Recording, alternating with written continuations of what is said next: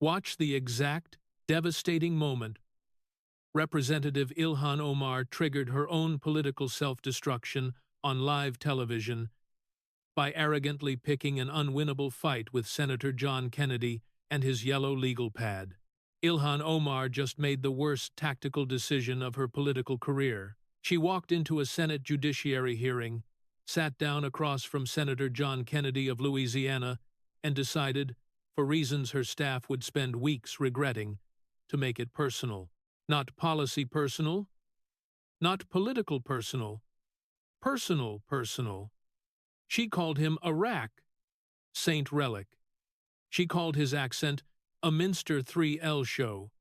She called his Louisiana heritage a C0 splay. She told him his time was ending, and a reckoning was coming for everything he represents. She did all of this on live television, with cameras rolling, microphones hot, and 30 million Americans watching. She did it to a man with a degree from Oxford University, to a man who edited the Virginia Law Review, to a man who spent 18 years in Louisiana, courtrooms litigating cases against people far more dangerous and far more prepared than Ilhan Omar. And she did it, apparently, without spending 5 minutes researching who she was at kicking, because if she had, she would have known that John Neely Kennedy, the man who talks like a farmer and thinks like a surgeon, has been waiting his entire Senate career for someone arrogant enough to hand him this exact opportunity. Kennedy took a sip of water, set the glass down, adjusted his reading glasses, opened his yellow legal pad, and looked at Ilhan Omar with the patient, unhurried expression of a man who has all the time in the world and intends to use every second of it. "Representative Omar," he said, his Louisiana drawl unchanged from the way his mother, his father, and his grandfather spoke before him. "Thank you for those remarks. As we say back home, when somebody gives you a long enough rope, the polite thing to do is let them h@ng themselves with it. What happened over the next 20 minutes was not a debate. It was not a rebuttal. It was a dissection. Slow, methodical, and performed with such folksy courtesy that Omar didn't fully realize what was happening until she was already requesting a recess she would never come back from. Pay close attention because you are about to witness a country lawyer from Louisiana, Oxford-educated, bar-reviewed, and battle-tested, take apart a congresswoman piece by piece without ever raising his voice above a Sunday dinner conversation level. Here is exactly what you need to know. Senator John Neely Kennedy graduated from Vanderbilt University magna cum laude. He earned his law degree from the University of Virginia, where he edited one of the 10 most prestigious law reviews in America. Then he went to Magdalen College, Oxford University, and earned a Bachelor of Civil Law with first-class honors, the highest classification Oxford awards. Ilhan Omar graduated from North Dakota State University. She just called him uneducated. Oh, this is going to be beautiful. The Senate Judiciary Committee hearing room carried the weight of history and ambition on the Tuesday morning that would end Ilhan Omar's reputation as someone who could hold her own in a confrontation. The official hearing topic, foreign influence in American elections and public institutions, was politically loaded enough to draw full C-SPAN coverage and live feeds on every major network. Representative Ilhan Omar had been invited to testify as a witness by the committee's SES Democratic members. Her stated purpose was to address what she called the WEP-zeronization of federal investigations against immigrant communities, a reference to the expanding Minnesota welfare FR at UD scandal, and the renewed scrutiny of her own immigration history. Her real purpose, understood by everyone in the room, was to go on offense. With the DOJ investigation tightening around her, the best defense was to reframe the entire investigation as RAC, Saint Persecuti, 0N. And what better venue than a nationally televised Judiciary Committee hearing? Kennedy sat in his usual chair on the Republican side. Dark suit, reading glasses, yellow legal pad, a pen that he tapped quietly against the pad in a rhythm only he understood. He had said nothing for the first 90 minutes of the hearing, while other senators questioned Omar and other witnesses. He had listened. He had taken notes. He had, to all appearances, been mildly bored. The first 3 Republican questioners had challenged Omar on the Minnesota FR at UD scandal, her anti-S3 Mitic statements, and her refusal to comply with Oversight Committee document requests. Omar had handled each one with practiced deflection, answering not the question asked, but the question she wished had been asked, and pivoting every exchange back to her central frame. The questions themselves are rack, saint. The investigators are B, Gots, and anyone who challenges her is motivated by Islamophobia. It was effective, it was rehearsed, and it had worked for her for 6 years. Then Chairman Grassley recognized Senator Kennedy. Kennedy spoke the way he always spoke, slowly, deliberately, with the unhurried cadence of a man who grew up in a place where nobody was in a rush to get anywhere because there wasn't anywhere to rush to. Representative Omar, thank you for being here today. I appreciate you taking the time. I just have a few questions, and I'm hoping we can have a respectful exchange. He smiled, the small, courteous, completely unthreatening smile of a Southern gentleman who has not yet decided whether to be charming or lethal. Omar saw the smile and made her decision. She leaned into the microphone. Her expression hardened, and she delivered a 2-minute at CK that had been prepared, rehearsed, and workshopped by her communications team for maximum devastation. Senator Kennedy, with all due respect, and I use that phrase loosely, you represent everything that is broken about this institution. You are a white Southern man from a state whose wealth was built on the labor of Ensel-Adved black people. You sit in that chair performing a folksy down-home persona that is designed to make your actual agenda, protecting corporate interests and preserving white supremacy, seem palatable to an audience that doesn't know any better. She wasn't finished. Your accent is a performance. You went to Oxford, Senator. Oxford. But you talk like you just walked off a fishing boat because that's what plays with your bass. It's a Minster 3L show, and everyone in this room knows it except, apparently, you. I don't owe you answers. I don't owe you explanations. I don't owe men like you, relics of a dying era, anything. Your time is ending, Senator. The reckoning is coming for everything you represent, and no amount of cornpone charm is going to save you from the judgment of history. She sat back, arms crossed, chin raised. The posture of someone who has just delivered a finishing BL0W and is waiting for the B0DY to fall. Applause rippled from the Democratic side of the dais. A progressive journalist in the press gallery was already tweeting, Omar just ended Kennedy. Rack. Strelick trending in 3, 2, 1. Kennedy didn't move. He didn't react. He didn't even blink.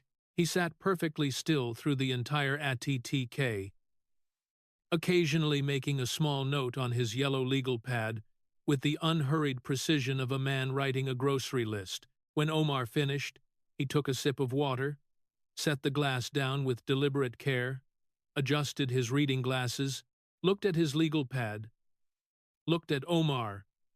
4 seconds of silence. Mr. Chairman, thank you. Representative Omar, thank you. I appreciate the candor. I really do. Most folks are more careful about where they swing, but I respect somebody who comes out swinging and doesn't worry about what they might hit. He opened his legal pad. Now, I took notes while you were talking. Old habit. Lawyer thing.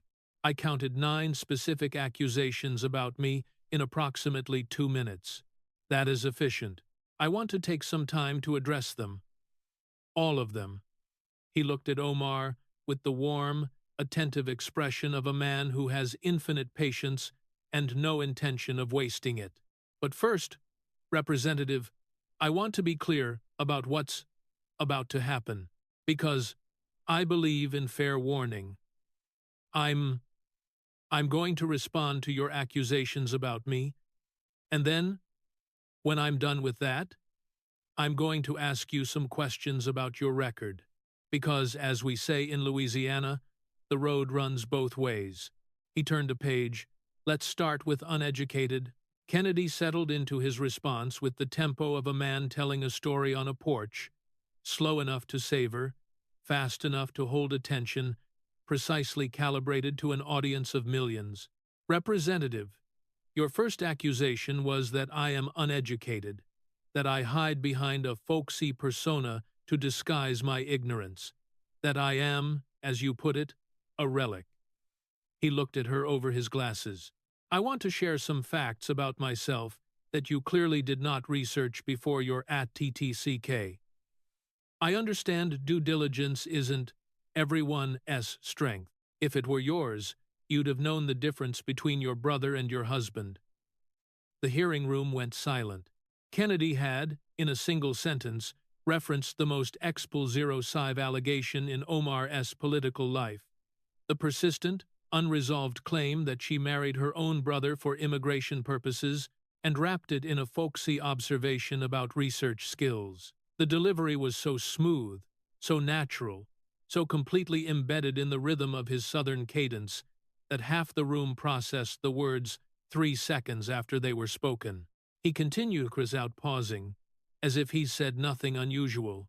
Quote, I graduated from Vanderbilt University, Magna cum laude. That means with great praise. Representative, it's Latin. I majored in political science and philosophy. Then I attended the University of Virginia School of Law, where I was an editor of the Virginia Law Review, one of the top 10 law reviews in the country. Then, and this is the part I think you really ought to have checked, I studied at Magdalen College, Oxford University. I earned a Bachelor of Civil Law with first-class honors. First class is the highest classification Oxford gives. They don't give it out for attendance. He let the credentials settle. You called an Oxford man uneducated, Representative. That is not an at CK. That is a confession. A confession that you didn't do 30 seconds of research before swinging at a United States senator on live television. He turned a page. Your second accusation. My accent is a performance, a Minster 3L show. I am playing a character. His voice dropped slightly. Not to anger, to something more personal. My mother was born in Zachary, Louisiana. She was a school teacher. She talked exactly like I'm talking right now. My father was born in Centerville, Mississippi. Same cadence, same vowels, same rhythm. My grandfather, who taught me to read, was a Methodist preacher in a town of 200 people called Glen, Louisiana. He talked like me. This is not a costume, Representative. This is an inheritance. I speak the way 6 generations of my family spoke on this land. Now, here's what makes your accusation particularly revealing. You came to America as a refugee at 12 years old. You carry an accent from your homeland. You wear a hijab as an expression of your faith and heritage. Nobody worthy of the name American would accuse you of performing Somali culture. That accusation would be Gotri, but you just accused me of performing my culture. The accent of my mother, the cadence of my father, the idioms of my grandfather. You called it a Minster 3L show. He looked at her steadily. You committed the exact NUV spent your career accusing others of committing. You judged a man's culture based on your prejudice about where he comes from, and you did it while expecting your own culture to be treated as sacred. He turned another page. Third accusation. I'm a corporate lobbyist. Representative, I've been a public servant for 24 years. I was Louisiana State Treasurer for 16 of those, managing the pension fund for teachers, firefighters, and nurses. $20 billion of retirement savings. I've never been a lobbyist. I've never registered as one. I've never worked for a lobbying firm. He paused. But since you brought up the subject of money and influence, let me introduce you to some numbers from your financial record. Your husband, Tim Minette, runs a consulting firm called E Street Group. Your campaign paid that firm $3 million during the 2020 cycle.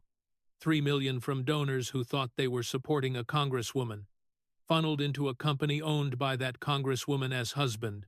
The FEC ordered your campaign to amend its filings. Then, Minette invested in cannabis businesses and wineries, and now business partners are suing, alleging that $1.7 million disappeared from company accounts. You called me a corporate lobbyist, representative. Your own husband's firm received $3 million of campaign money, and then lost track of $1.7 million in his next venture. In Louisiana, we have a phrase for accusing somebody else of what you're actually doing yourself. We call it the pot calling the kettle black. He closed the section of his legal pad. Fourth accusation. Louisiana is built on SL at very, and I represent that legacy. You're right that Louisiana has a painful RAC-AL history. So does every state in this union. New York financed the SL at V trade. Massachusetts built the ships. Minnesota was settled on land taken from the Dakota people. But let me tell you about Louisiana today. We are 32% African American, one of the most diverse states in the nation. We elected African Americans to Congress, to the mayor's office, to the judiciary. New Orleans is the most culturally diverse city in the Western Hemisphere. We are not our worst history. We are also our progress. Have you ever been to Louisiana, Representative? Omar didn't answer. That is a no. You judged an entire state and its senator without ever setting foot there. The definition of prejudice is judgment without knowledge. You just demonstrated it on national television while calling me the prejudiced one. Kennedy set his pen down, looked at the legal pad, then closed it. Now, Representative, your fifth accusation. You said my time is ending. You said a reckoning is coming. He smiled faintly. That brings us to the second half of this conversation, because I've spent the last 10 minutes answering your accusations about me. Every single one has been wrong. Not partially wrong, entirely wrong. He leaned forward, the first significant shift in his physical position during the entire exchange. Now, it's my turn, and I've got some questions about your record that I think the American people deserve answers to. He opened a different section of his legal pad, a section he hadn't touched before, fresh pages prepared in advance. Let's start with September 11th. The shift in the hearing room was physical. For 10 minutes, Kennedy had been responding, defending his education, his accent, his state, his career. The tone had been warm, personal, almost gentle, a man correcting misunderstandings. That tone was gone now. What replaced it was still calm, still slow, still Louisiana, but it carried a different weight. The weight of a prosecutor opening his case. Kennedy had spent 18 years in courtrooms. He knew the difference between a defense and an ATT, and the audience was about to learn it too. Representative Omar, in April 2019, you spoke at a fundraiser for the Council on American Islamic Relations, CARE. During that speech, describing the founding of CARE in the aftermath of the September 11th. At CS, you said, and this is a direct quote, CARE was founded after 9/11 because they recognized that some people did something. He paused. Not for effect, for gravity. Some people did something. 2000. 977 Americans dead. On September 11th, 2001, 343 firefighters, 60 police officers, 8 paramedics, mothers, fathers, children, grandparents, people who went to work on a Tuesday morning and never came home. Your description of that day was some people did something. The arena was silent. Kennedy's voice hadn't risen. It had, if anything, gotten quieter. The way a voice gets when the words are heavy enough that volume would be obscene. Nicholas Harros, Jr., his mother Frances, was M-times ordered in the towers. He appeared on television wearing a shirt that said, "Some people did something." He looked into the camera and asked you, Representative, whether it was some people who, led his mother. That man had to bury his mother and then listen to an elected member of Congress dismiss her D3 as something. Omar leaned into her microphone. Senator, those remarks were taken out of. Representative, Kennedy said, and his voice carried the quiet steel of a man who is not going to be interrupted. I listened to you for 2 minutes without saying a word. I appreciate the same courtesy. She sat back. Her jaw was tight. I'm not saying you intended to diminish September 11th. I don't know what was in your heart, but I know what came out of your mouth. And what came out of your mouth told 3,000 families that the worst day of their lives was something. Words matter, Representative, especially from people who swear an oath to protect the country. Those people did. He turned the page, but that wasn't the only community you dismissed. Let's talk about the Jewish community. February 2019, you tweeted, and this is your exact tweet, "It's all about the Benjamins, baby." You were responding to a question about why Congress supports Israel. Your answer was that Jewish money buys congressional support. The backlash was bipartisan. The leadership of your own party condemned you. You apologized, sort of. You said you were listening and learning. That's nice.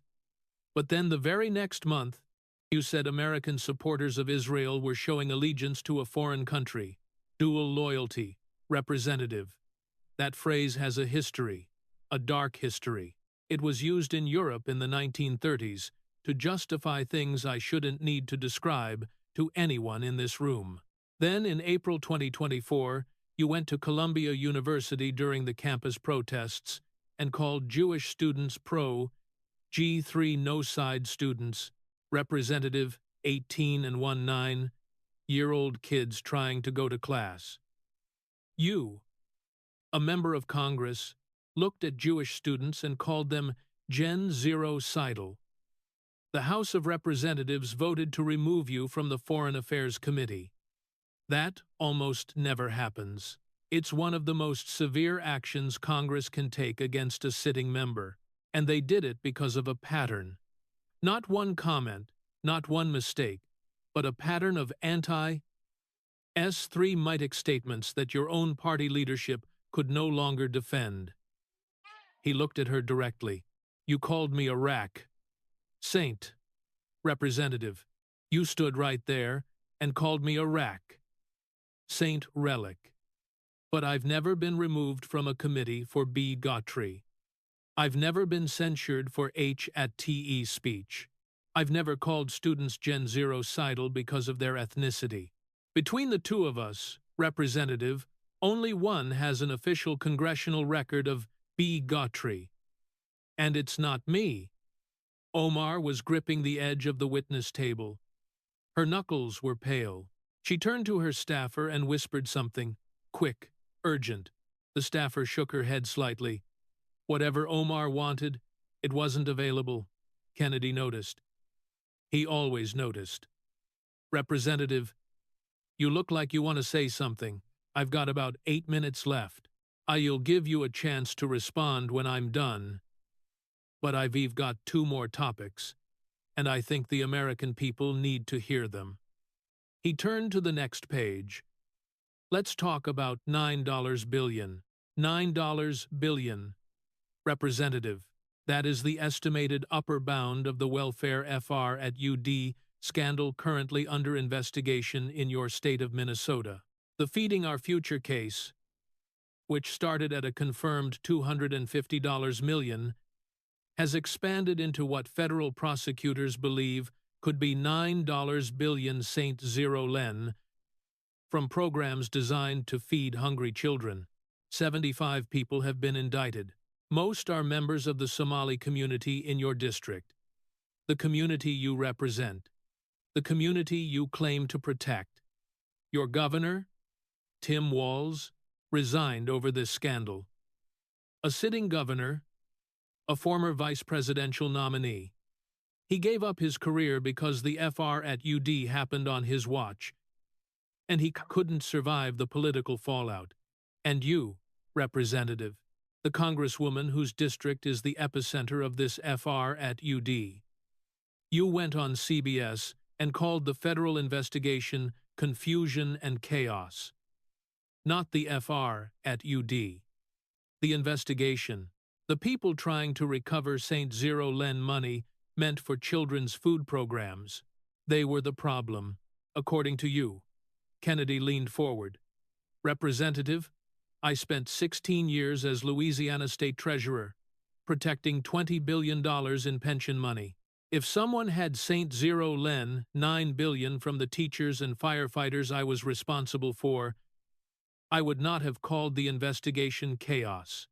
I would have been leading it. But you didn't lead it. You defended the community against the investigation instead of defending the community against the Thayer, Eves. And the reason, I believe, is that defending the community against the Thus, Eves would require admitting that the Thus, Eves exist. And admitting that would mean your narrative that every investigation is rack. Saint Persecuti, 0N, falls apart. He tapped his pen on the legal pad. There's a difference, Representative, between protecting a community and protecting a narrative. You chose the narrative. $9 billion worth of children's food chose differently. Omar turned to the committee chairman. Her voice was noticeably higher, not shouting, but operating in a register that signaled stress. Mr. Chairman, I need to point out that the senator is making accusations without Representative. The senator has the floor. Grassley replied. You'll have an opportunity to respond. Omar sat back. Her right hand moved under the table, reaching for her phone. Kennedy tracked the movement but said nothing about it. Now, Representative, I want to address the last topic, and it's the one I suspect you want to talk about least. The Department of Justice is currently investigating your immigration history, Representative. The Department of Homeland Security is pulling files. Tom Homan, the administration's border czar, said publicly that one of HSIS best FR at UD investigators is personally reviewing your case. Representative Nancy Mace moved to subpoena your immigration records and the records of Ahmed Nur Saeed Elmi, the man you married in 2009, and who multiple people in your community have identified as your brother. Now, you say he's not your brother. Fine. I'm not a judge. I'm not a jury. I'm a senator asking a question. But here's what I don't understand. Representative, and maybe you can help me. If this allegation is false, if it's just a rack, Saint Smear as you've called it, then why not release the documents? Why not show the immigration records? Why not provide the family documentation that would put this to rest in an afternoon? Instead, you call people who ask the question, CK. That, see your answer. Not documents, not proof, just name-calling. Representative, I've spent 30 years in courtrooms, and in my experience, people who have exonerating evidence present it. People who don't have it call their accusers names. He looked at her. Which one are you? Omar's composure at CK'd for the first time, not dramatically, not cinematically, but in the small, revealing ways that camera operators are trained to capture. Her eyes darted to the exit, then back to Kennedy, then to her staff. Her right hand, which had been under the table, came back up empty. She had been reaching for her phone and either decided against using it or couldn't find it. "I'm going to tell you a story, Representative," Kennedy said, and his voice shifted into the register. His rally audiences recognized as the setup for something memorable. Back in Louisiana, there was a frog sitting on a rock in a pond, warming himself in the sun. Beautiful day. A big blue heron came walking through the shallows. The frog looked up at the heron, this big, tall, patient bird, and the frog said, "Heron, you think you're better than me because you got long legs, but your time is ending. The reckoning is coming for birds like you." Kennedy paused. The hearing room waited. The heron looked down at the frog for a good long while, real calm, real patient, the way herons do. Another pause. Then it ate him. Absolute silence. "Representative, the moral of that story is simple. When you're very small, it's generally unwise to tell things that are very large that their time is ending, because they might not respond the way you were hoping." He looked at her one final time. "You came into this hearing and at it secteed my education. I have more education than you, from better institutions, in harder disciplines. You at it CKT my accent. It's my mother's accent, and I will carry it to my grave with pride. You at it CKT'd my state. You've never been there. You at it CKT'd my integrity. Your financial record makes mine look like a monk S, and you told me my time is ending, while you are under federal investigation, stripped of your committee assignment, censured by the House, and representing a district where $9 billion was St. Zero Len from children." He closed the legal pad. "Final score, Representative. Your 2-minute at CK contained 9 accusations. Every single one was wrong. Not partially wrong. Entirely wrong. You didn't check a single fact before swinging at me on national television. My response took 20 minutes. Every single thing I said is documented, public, and verifiable. That's the difference between us, Representative. I did my homework. You brought a speech." Kennedy set his pen down on the closed legal pad. He folded his hands. He looked at the committee chairman. "No further questions, Mr. Chairman." The hearing room held its breath. 30 seconds of Kennedy's response were still reverberating. The frog story, the systematic dismantling, the final comparison. The cameras were all on Omar. Chairman Grassley turned to her. "Representative Omar, you have an opportunity to respond." Omar leaned to her microphone. She started to speak. "The senator has engaged in a deeply problematic and, frankly, rack." She stopped. It was the same word, rack, SAT, that she had deployed in her opening at CK. But the word sounded different now. Depleted. Like ammunition fired so many times at so many targets that the chamber was empty and the trigger was just clicking. She tried again. "I want the record to reflect that the characterizations made by Senator Kennedy about my community, about my family, about my—" She stopped again. Each sentence she began was a retreating version of the one before, each one shorter, each one more defensive, each one further from the commanding at CK she had opened with 20 minutes earlier. She turned to her chief of staff. The whispered exchange was brief, but visible to everyone in the room. The staffer's face was neutral, the professional blank of someone who knows the cameras are watching and has nothing good to communicate. Omar turned back to the microphone. "Mr. Chairman, I request a 5-minute recess." The words fell into the hearing room like a white flag. Grassley nodded.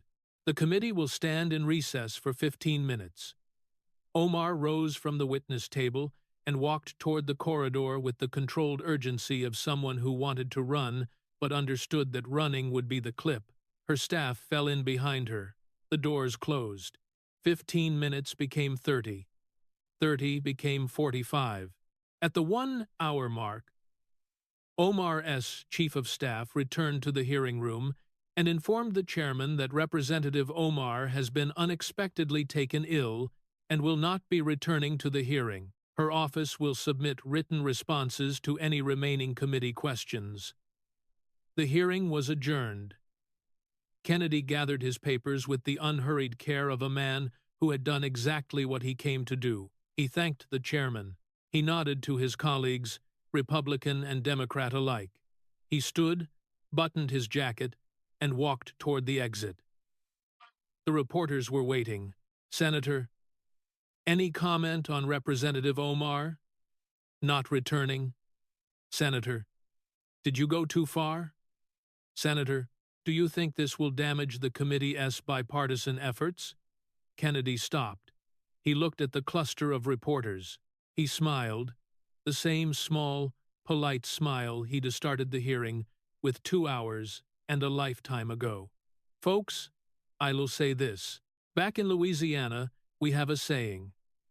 Some people can dish it out all day long as nobody serves it back. Today, somebody served it back. He paused. She gave me 9 accusations and 2 minutes. I gave her documented facts and 20 minutes. She requested a recess. I think the record speaks for itself. He adjusted his tie. Why, all have a good afternoon. I'm going to go get some lunch.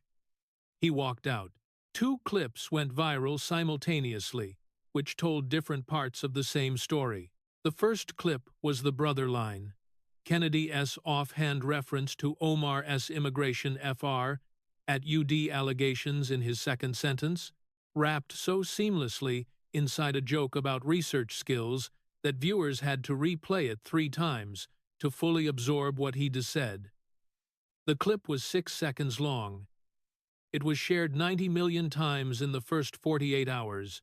Comedy writers called it the most efficient act of political violence in Senate history.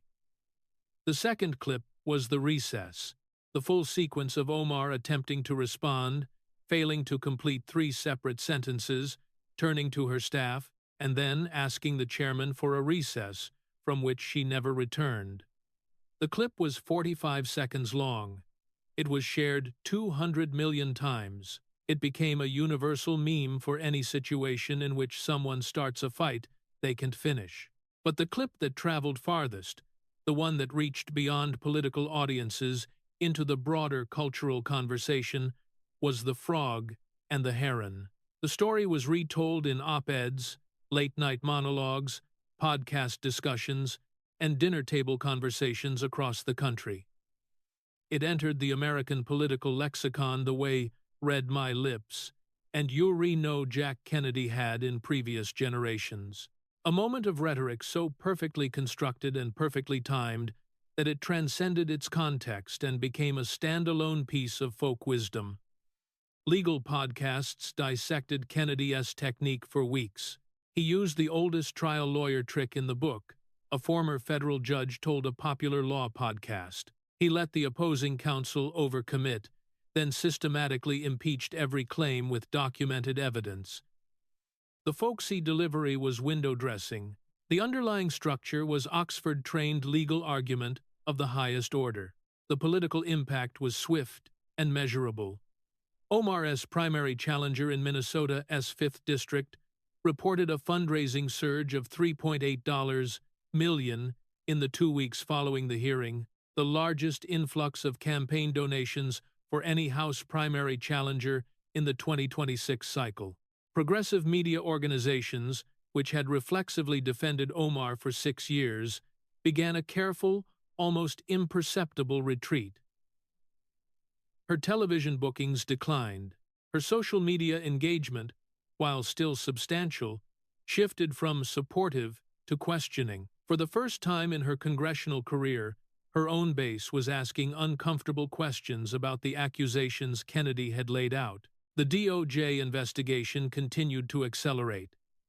The Oversight Committee's subpoenas for Omar's immigration records, which had been blocked in January, were reintroduced with additional support, and for the first time, without organized bipartisan opposition.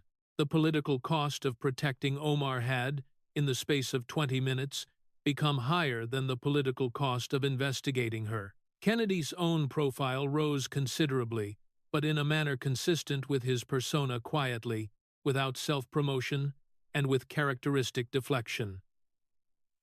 When a Fox News host asked him whether he'd prepared his response in advance, Kennedy laughed. Prepared? I've been preparing for that conversation for 73 years. It's called living a life that doesn't require a script. When asked whether he felt any sympathy for Omar, he paused longer than usual for a man who was famous for quick responses. I'll say this. She came to America as a child from a terrible situation. This country took her in, educated her, gave her citizenship and a seat in Congress. That is a beautiful story. I wish she treated the country that gave her that story with the same generosity it showed her. It was, his colleagues noted, the most genuinely compassionate thing he'd said all day. And somehow, it was more devastating than anything in the hearing. In Shreveport, Louisiana, a retired schoolteacher named Beatrice Thibodeau watched the hearing from the community room of her senior center. She was 82 years old. She had taught at the first integrated elementary school in Caddo Parish in 1964, the year the Civil Rights Act passed. She remembered the parents who spat on her. She remembered the children who needed her.